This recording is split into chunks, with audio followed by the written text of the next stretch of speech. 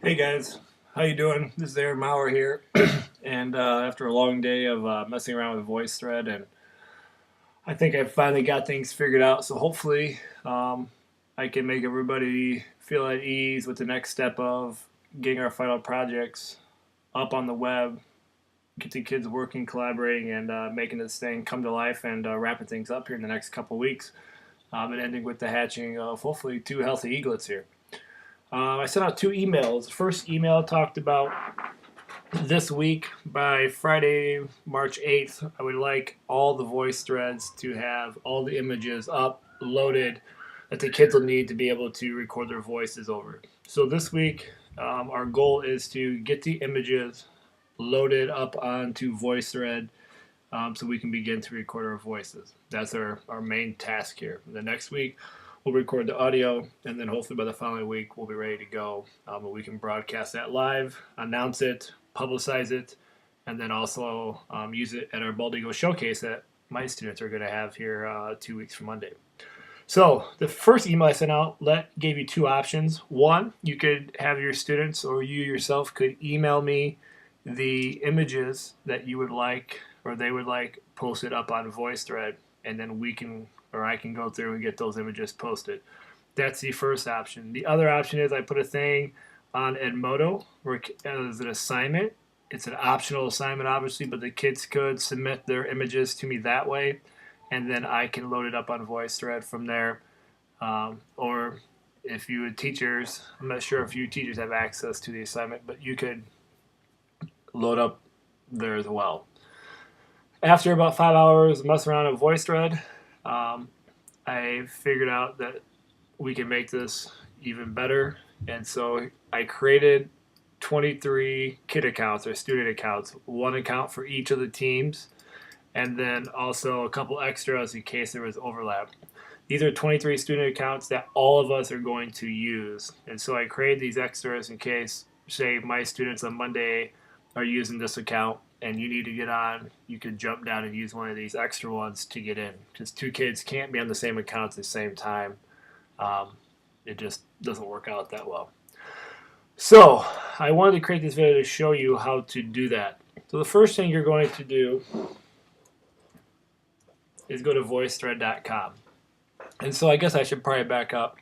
This would be the option here if you already have experience with VoiceThread, or maybe your students do, or if you want your kids to be the ones in control of getting the images, this would be the way to go. This is what my students will be doing. They're going to be in charge of getting their own images up, and I think it's important for them to take that route.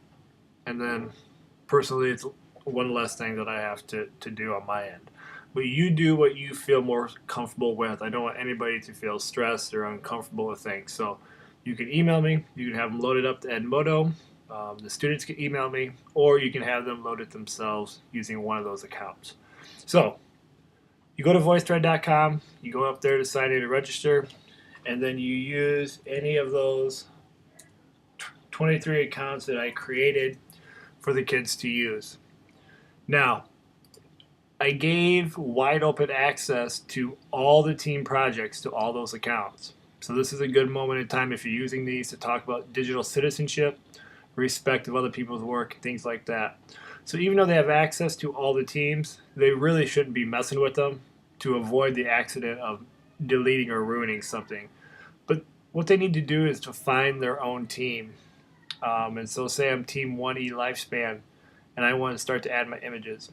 They're going to go down to this gear where it says menu, and they're going to click edit, and that's going to bring up their team's project or their team's voice thread. All of them have this first intro slide, which I think needs to be there just to have clarity and cohesiveness among the projects. But now they can start to go through and add their images. So they're going to click upload, and you're going to choose my computer if your images are saved on your desktop or hard drive. Or wherever it is. So say I want to load this image up here. I select it. It pops it right up as the next slide. And then you can continue to do that with however many images you need. And then you can obviously reshuffle them around as you need to. Let me delete this one here real quick because I don't need that. And it's as simple as that. You can upload by using a website, your webcam if that's a need, or some media web sources, but I'm not sure we'll probably use that function. Most likely it's going to be my computer or a URL.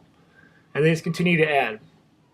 Now, if you're using this, the next step would be their voice, which I'll make another video for. The plan would be to get all these loaded up onto our wiki project page, and then the kids can go right in straight from there, one spot, hit record, and record right to it. But if they have this and they're familiar with this setup, you could go right in the comment and just hit comment. I'd hit record right here, and then I could record my voice right on that slide, or whatever slide it is that I want to put my voice to.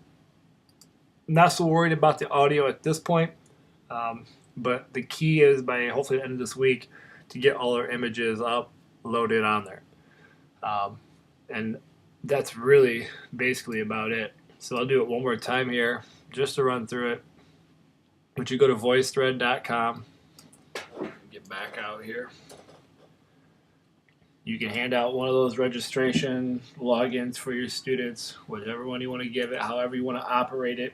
It does not matter to me. I trust all of you. They log in, know they have access to everything, but they need to focus on just their team. They hit the menu with the gear, they hit edit, and then they can upload their images as they go through. It's as simple as that.